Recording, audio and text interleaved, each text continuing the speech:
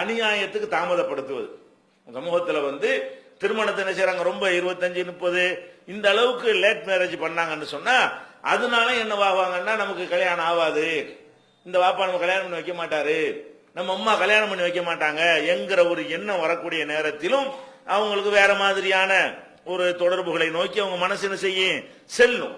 அப்ப அந்த மாதிரிலாம் என்ன செய்யக்கூடாது, நம்ம தான் கவனமாக இருந்து எப்ப அந்த பருவ வயசு அடைந்து வந்து விட்டார்களோ அப்ப இருந்தா நம்ம என்ன செய்யணும், தகுதியான மாப்பிள்ள இருக்கான்னு தேட ஆரம்பிக்க வேண்டும். அப்ப இருந்தா என்ன செய்யணும், கல்யாணங்கிற ஃபர்ஸ்ட் எப்பவுமே அதுக்குரிய முக்கியத்துவத்தை கொடுக்கணும். இவங்க சொல்றதை கேட்டு 30 வயசுல பண்ணுங்க, 40 வயசுல பண்ணுங்க, அது உடல் ரீதியாகவும் ஆரோக்கியத்தின் கேடு.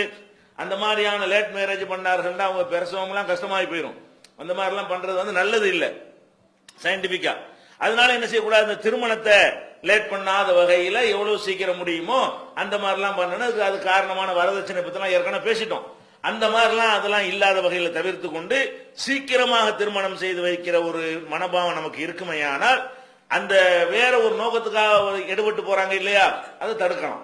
நமக்கு கல்யாணம் பண்ணி வச்சிடணும் அப்பா, அதே வேலையாத்தான் இருக்காரு, நம்ம அம்மா அதுதான் இதா இருக்கிறாங்க, இப்ப என்னங்க அவசரம்னு சொல்லிட்டு என்ன செய்யறது, ஒண்ணு வழங்குறது இல்ல. இவங்க எந்த காலத்துல ஒண்ணு வழங்காம என்ன செய்யறது, இப்ப என்ன அவசரம் 25, 30 வயசு ஆகி போயிடும்.